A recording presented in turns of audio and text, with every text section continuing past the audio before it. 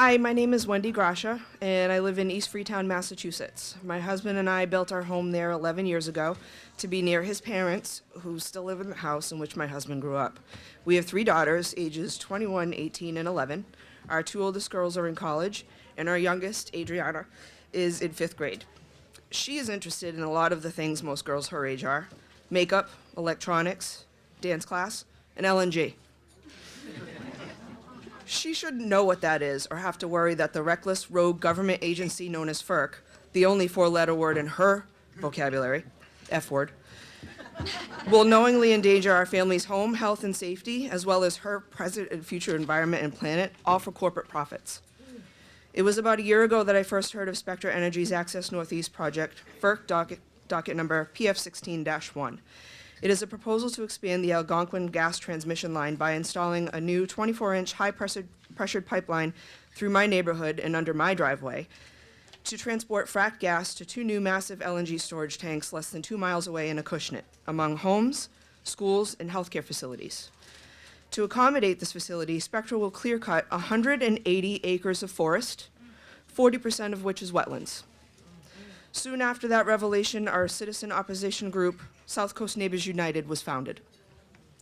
To learn more about the project and the decision-making process, we attended an open house in January 2016 in Rehoboth, hosted by Spectra and attended by FERC representatives.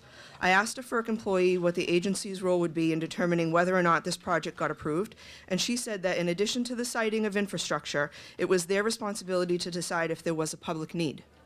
When I asked what independent research they'd conduct to help them make that determination, she said none. She told me that their decisions are based upon information submitted by the applicants and the public.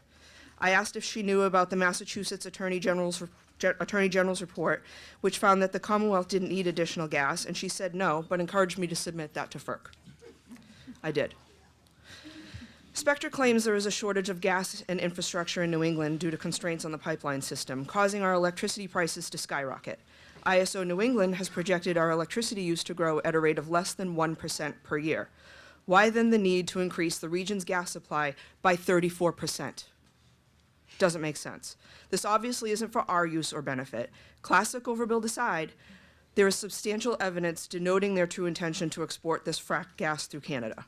The Algonquin pipeline ties into the Mass Maritimes and Northeast pipeline, which until recently only flowed south from Canada, but last year was approved to reverse the flow. We now know that the industry's plan to export through Canada has been in the pipeline for years.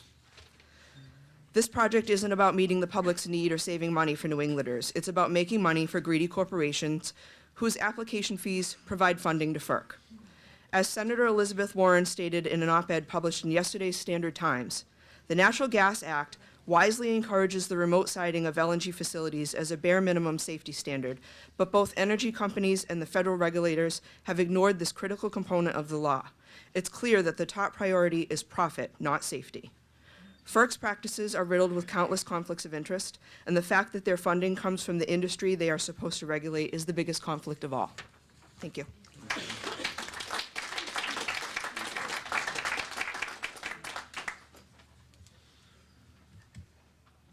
My name is Ivy Maine. I'm the Renewable Energy Chair for the Virginia chapter of the Sierra Club. I'm an attorney and I write an energy blog called powerforthepeopleva.com.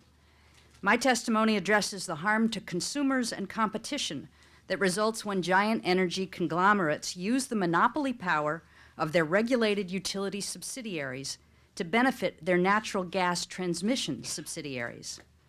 2 pipelines provide egregious examples of this. The Atlantic Coast Pipeline is a joint venture involving 3 of the nation's largest utilities, including Duke Energy and Dominion Resources.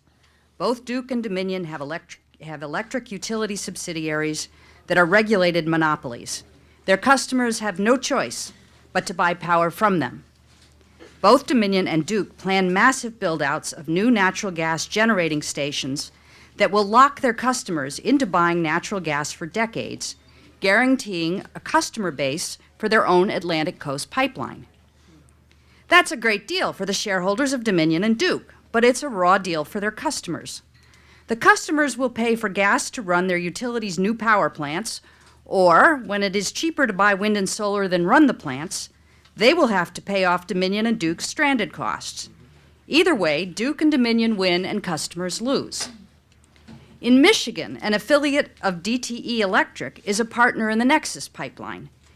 In fact, the record includes a smoking gun, with DTE Electric agreeing to buy more gas from the pipeline, not because its customers need the pipeline, but because the pipeline needs the customers.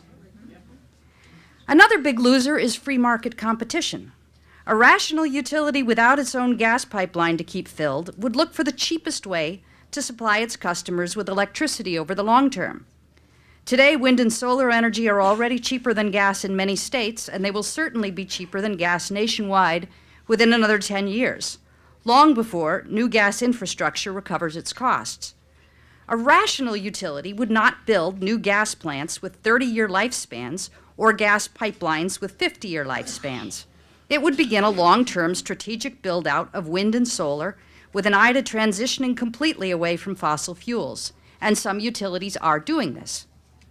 So the free market is also a victim of pipeline projects like the ACP and Nexus. But for their ability to use captive ratepayers to support gas projects, Duke and Dominion would buy more power from wind and solar developers. Wind and solar companies are as much a victim of the gas pipelines as are the communities along the routes. The harm to consumers and competition inherent in the ACP and Nexus projects is the basis of 2 antitrust complaints filed with the Federal Trade Commission and FERC this year, alleging the unlawful abuse of monopoly power by the utility partners. A complaint against the ACP was filed in May by Michael Hirel, an attorney formerly with the Antitrust Division of the Department of Justice, and supported by the Virginia chapter of the Sierra Club. Last month, the Michigan chapter of the Sierra Club filed a similar complaint against Nexus. The FTC has not indicated whether it plans to open an investigation. Regardless of what the FTC does, FERC should reject pipelines like the ACP and Nexus that allow energy conglomerates with monopoly power to enrich themselves at the expense of captive consumers. Thank you.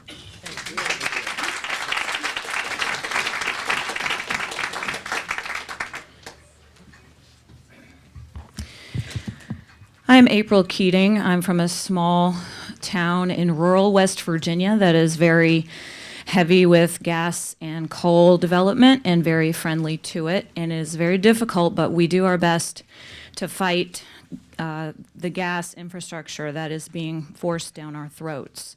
I want to thank Delaware Riverkeeper, the judges, and everybody who came here today.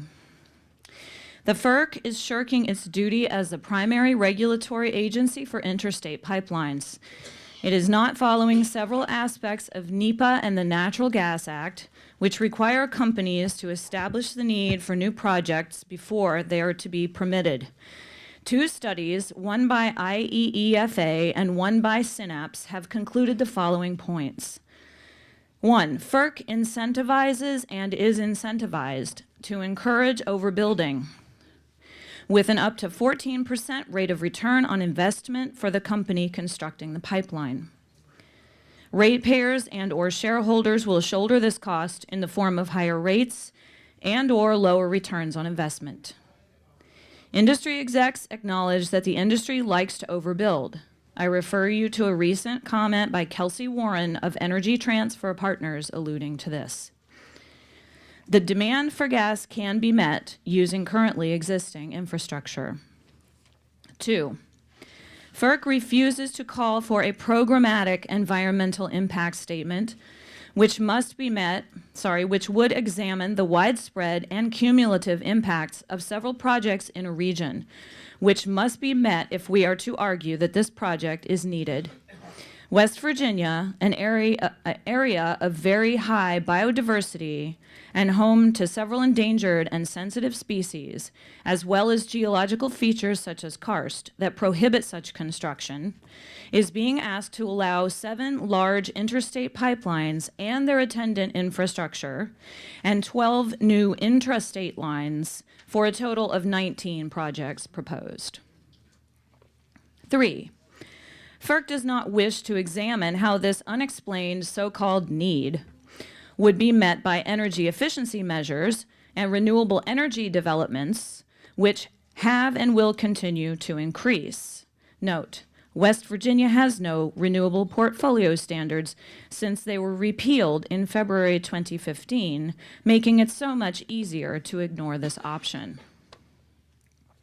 4, FERC refuses to do serious analysis of these projects' CO2 equivalent emissions and their effect on climate change, a fact we have known about since the 1960s. I submit the following reasons why we must not build any new pipeline infrastructure. In the coming years, solar and other alternative power will come to replace, displace, and outpace fossil fuels. As a result, gas will no longer be cost-effective, and recently built infrastructure may have to be prematurely retired. 2, climate change is the critical issue of our time. Methane is 86 times as potent as CO2 as a warming agent. All gas infrastructure leaks.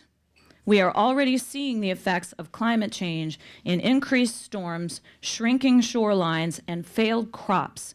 We simply cannot afford the costs of climate change. 3, this is a social justice issue. West Virginia has a disproportionate amount of poor and undereducated people, easy pickings for a predatory industry. The Mountain Valley Pipeline has an overabundance of poor and elderly along its length, people who are too old or poor to fight. 4, eminent domain is being abused, and people are being intimidated and lied to in order to secure their property for the company's gain by nefarious means. 5, whether through fracking, pipeline construction, or compressor station emissions, gas development destroys water, ecosystems, economies, human health, biodiversity, property values, and quality of life in areas where it exists. And 6, we have options, and FERC has a responsibility under the law to make our energy grid responsible and healthy. Thank you.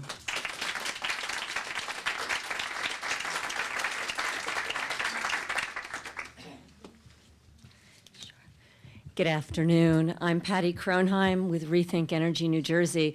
And first off, I want to thank Maya Van Rossum and all of the wonderful staff of the Delaware Riverkeeper Network who do such an amazing job every day, 365 days a year on these issues. So I really...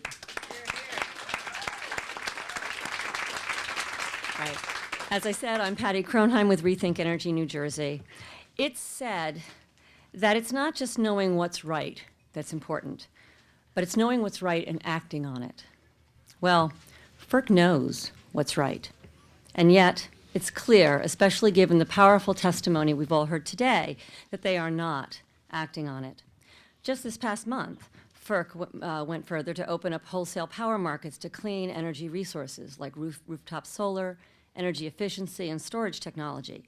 FERC knows that a clean energy future is within our grasp. And yet, despite this, FERC continues to abet gas industry abuses. Complex pipeline approvals remain mere checklists, misinformation is often not corrected, and what poses for market competition is often industry self-dealing at the public's expense. FERC is failing in its mandate to protect consumers and to objectively assess need for pipeline projects. FERC's permit practices increase the risks of overbuilding natural gas infrastructure and ignore clean energy alternatives like safe, locally grown wind and solar. The Energy Information Administration projects that the demand for natural gas in the Mid-Atlantic region will decline out to 2025.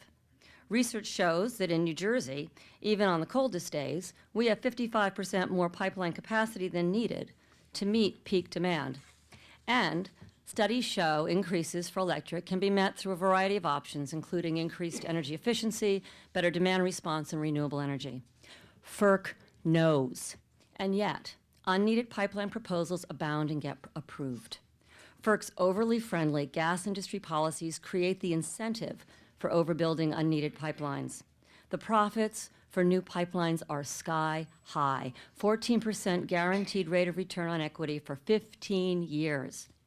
Based on old, overly high 20-year bond rates, FERC grants this high rate of return to pipeline projects that masquerade as high-risk ventures, pipeline projects that are really low-risk, self-dealing schemes designed to line shareholder profits at the expense of their ratepayers for years to come. FERC knows. An example is the completely unneeded proposed Penn East pipeline, which the New Jersey Division of Rate Counsel has called unfair to consumers and akin to winning the lottery. With the helping hand of FERC, the fossil fuel industry is cashing in on Marcellus shale, making consumers and communities bear all the risks. Make no mistake, the gas industry sees the handwriting on the wall. The future decentralization of the grid and the rise of renewables is seen as a threat to their bottom lines. In New Jersey, natural gas is in competition with new energy technology, and our over-reliance on natural gas is not a bridge to anything but our dirty fossil fuel past. A consequence of this is that in New Jersey, our carbon emissions are going up, not down.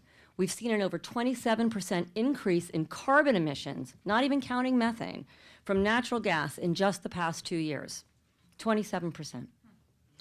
FERC needs to stop policies that encourage overbuilding and insist on arm's-length contracts. They need to rebuke industry claims that there's an infrastructure crisis that only more fossil fuel investments can fix. And they need to widen their myopic review of pipelines and adopt first a do-no-harm ranking of energy projects that look beyond the gas industry to clean energy alternatives. In New Jersey, people want action. 2 out of 3 think pipelines threaten New Jersey. 3/4 say we should meet the goal of 50% renewables by 2030. And an overwhelming 90% think investing in renewable energy is important to New Jersey's health.